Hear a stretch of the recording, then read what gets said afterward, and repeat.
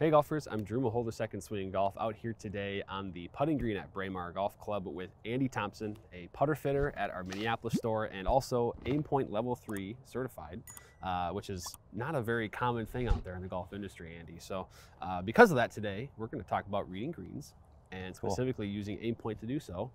So this is one of those things that as a viewer of golf tournaments on TV, you see a lot of players standing there feeling the slope with their feet, put the hands up.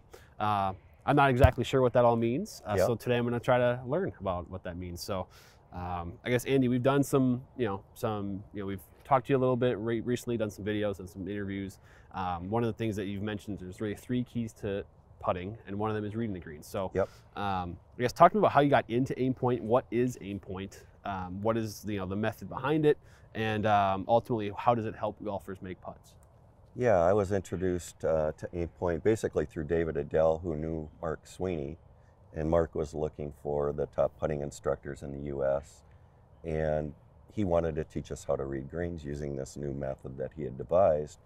I think we talked a little bit about one of the previous segments about how he's the one that designed the curve on the green on the Golf Channel, but he eventually developed a process for reading greens that makes it much easier for people to learn how to read greens. So, I just kind of knew the right people basically, and got a cool start with a new process that's kind of grown and grown over the years. So sure, it's been pretty fun. Yeah, it definitely has grown. I mean, you just see that the volume of golfers I see using it has continued to increase. So now about reading greens, I feel like it's sort of that kind of not talked about much element of putting that, and obviously in a putter fitting, it's tough to do that in store and see, that part of the game, and that could be why a lot of golfers are missing putts.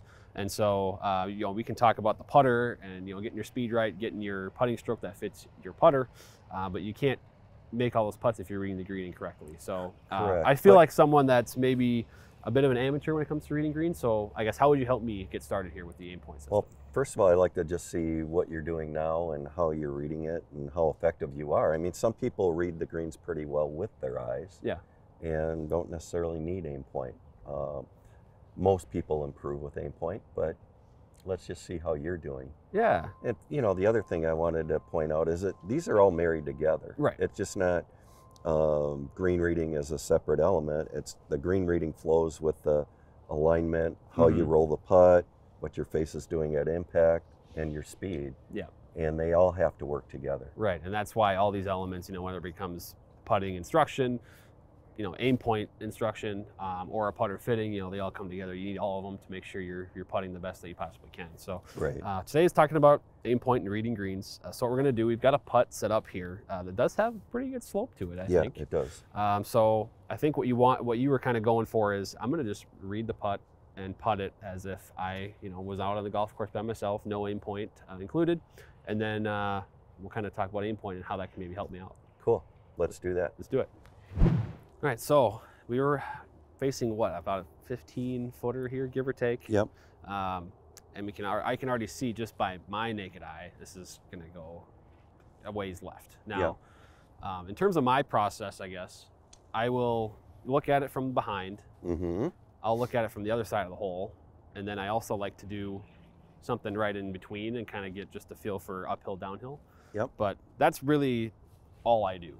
And then I kind of step off, get a distance feel, and then at that point, I'm more worried about speed usually, so I'll just try to get a feel for it, how hard to hit it, and then I go, and that's as scientific as I get. So hey, that's how most people do it. Now, do you pick a spot out there that you're So what I'll do is I'll pick a spot, and typically I like to find a spot. I got a blade of grass here actually that I like for this particular putt, but I just try to roll it at that, and then marry it with the speed that I felt for it. And that's, again, as scientific as I get. But. So you've picked this blade of grass right here? I have, yes. All right. So which is, that's a good break there, right? Yeah, there's a lot there, a couple feet out to the right for where you've got the hole at. But I do think, it's going to fall quite a bit. Okay. So well, let's putt one and just see. Okay.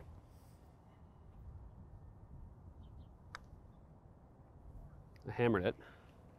Here, Now you did you did miss that on the high side. I did, but I also hit it very hard. But you also hit it really hard. Yeah, let me hit another one. So let's get one the right speed here. Yeah. And your ball rolled pretty close to over that blade of grass. Yeah. Let's hit it the right speed this time. So that was a little better. Now when you pull. Speed anyway, yeah. Pull that. I think we can kind of tell from those, can't we, Drew, that that wasn't enough? Yeah, I think Right. so. Yeah, because I hit the one really hard and it would graze the edge of the hole, and then that one, you know, maybe a slight pull on it, but I was certainly, you know, a few feet left of the hole. Right. So one of the things that I see here is, and you said it, you picked out a blade of grass that's out there a ways. yep. This blade of grass here, Hmm. and then you said you're going to roll it over that blade of grass. You're going to try to roll it over that blade of grass. Hmm.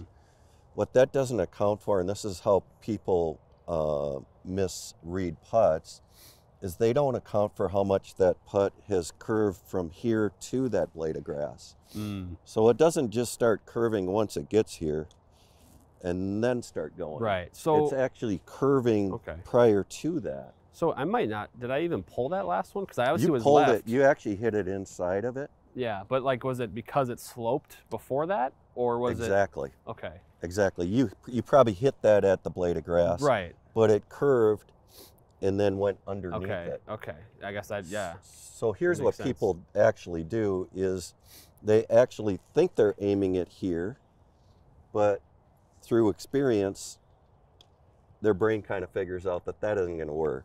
Interesting. So we actually hit it outside of there, Yep. and then it may roll over that and go in. So, But because of that alignment and things are a little bit off from what you had initially intended, and you're kind of thinking subconsciously people make these slight adjustments and then that matter. Okay. yeah, and if you think of it this way, we've got a right to left putt here, and you're aiming it at that blade of grass. Your brain is saying, that's not enough. I got to hit it outside Yep. of that blade of grass to Yep. get it to roll over it. But now we got a putt that goes this way. You got to do the opposite. Right. Right. Yeah. It's a lot of mental gymnastics that are Right. happening. And there. then Okay. factor in, as we did your putter fitting, we found that you aimed your putter a little right. Yeah. Well, that might do fine here because if you're aiming it at that, you think you're aiming at that blade of grass, but you're aiming it right, that actually might help you. Mm-hmm. But if we go the other way and you think you're aiming it at Then I'm something, gonna but miss. you're aiming it right, Yeah. you're probably going I to miss way low. way even more low. Right. Okay. Yeah. So with this putt, then again, we talked about this being it's a pretty good slider to the left, to 15-footer. Then kind of walk me through the AimPoint process and how you, I guess, would read this for yourself. Yeah, in AimPoint, we like to read the green in the middle third of the putt. I just ignore really that part of the putt, and I ignore this part of the putt. Okay. And I get a couple reads in here at least. So I'm just going to get a read in here. I'm just going to put a percentage of the slope that I'm feeling, and we teach you how to do this. And I mean, I've got a really pretty steep slope, and I would put a factor of 4 on that. It's Okay. a 4% slope. And then I would just come back to here, and I would put 4 fingers up here, start this one on the center of the hole, and wherever this one is, which is right about this blade of grass out here. Okay. Oh wow. Okay. And that's what I would play. So that's significantly more Mm-hmm. than what Yeah. you were playing there, right? Yep. Exactly. Yeah. That it definitely is outside of where I had it lined up. Now, so. I mean, this is a severe putt. So Yeah. this Okay. is a putt where we're just trying to guide it in there and get a 2 putt, because you can easily, as we saw I in already the first saw. 2 I putts. had a tough. Yeah, you two-putt had coming. testers coming back. Yeah. It's a tough putt. Okay. So that's what we would do here. Interesting. Okay. So now, how does this? Again, this is a 15-footer in terms of. You mentioned the middle, third, so to speak, of the putt. Is that Mhm. still the same process for, say, a long 40, 50-footer? Good question. Right. It doesn't matter if it's a 3-footer or a 60-footer. We're going to get reads in the middle third. Now might get more reads, and I would want to get more reads on a long putt. I might get 3 reads in the middle third. Gotcha. And on a short putt, I'm only going to get 1 or 2. Okay. One or And- 2 And reads. so the idea here is almost trying as much as you can anyway to take human error, so to speak, out of reading the greens and kind of using the devised system to make the putt, right? Right. Well, the other thing that comes into play is we see things in the background. We see things beyond the hole. We see things over here. You're reading up, you're reading back. Right. How many times have you read a putt from here and a putt from there and a putt from below, and you got a little confusion, you know? It Oh, looks yeah. one amount one way, one the other. Maybe I'd even say more breaks often than different. not, I get a feel for different things, and I just am like, all right, I'll find the middle of them, and that's my line, you know. Right. And again, I don't claim to be a great green reader nor a very scientific one, but I feel like my process has to be pretty similar to a lot of golfers out there. Yeah, no, it sounds very similar with most people that I work with. They're probably not even going into as much as you are, to be quite honest. Yeah, a lot of people just take that one look from back here and go ahead and putt. Mm-hmm. Yeah, I suppose. And I think what you're doing gives you a little better chance than the person that's just coming from back here and just getting one look at it. Interesting. But as we can see, you know, it was still a faulty read, and your chance of making that putt were almost nil. Right. I mean, you would have had to really push it out So it's, to the right. in a way, it's almost getting lucky with maybe a slight push or pull in combination with maybe a slight misread, and sometimes those happen to just pair up perfectly and it goes in. But it's better to bank on the proper read versus kind of that lucky marriage of the two, right? Right, and the marriage really is of three, because as we found on your first putt there, you hit it pretty hard. That's true. So, you know, even if that hit the hole, it may not have gone in. Right. Because it was going at such a speed that it was kind of shrinking the size of the hole. So we got to marry the read, the speed, and being able to hit it at our target. Mm-hmm. And again, most people can't hit it at their target, and that's why we need to do the putter fitting part of it. Mm-hmm.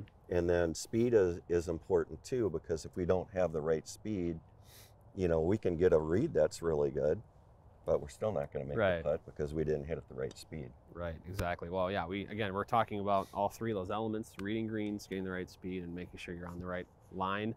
So if golfers are, let's say they've done a putter fitting in a second swing, they're totally fit, they've got their alignment and their speed, their speed taken care of, the putter fits their stroke. Now they wanted to learn the AimPoint system. How would they go about doing that and maybe getting a session with you? Yeah, they could reach out to me at puttingcoach.at and find me there, or aimpointgolf.com, and find clinics that are set up anywhere in the country, basically. Okay. So awesome. that's the easiest way to kind of find a clinic and find an instructor, is to go to aimpointgolf.com. Sure. But if you're specifically looking for something in Minnesota here, you could go to puttingcoach.at.com. Sure. Awesome. Well, yeah, this has been kind of a cool inside look into AimPoint. I might have to do what you just said and go schedule a session with you, because I feel like I'm learning a lot about my own tendencies. That'd be fun. So Andy, thank you so much for the time today. It's been great to be out here on a very brisk fall morning. Again, golfers, make sure you schedule that session, get your putter fitting done, and then also get some time with Andy to make sure you know how to read those greens as well. Thanks, Andy. Thanks, Drew.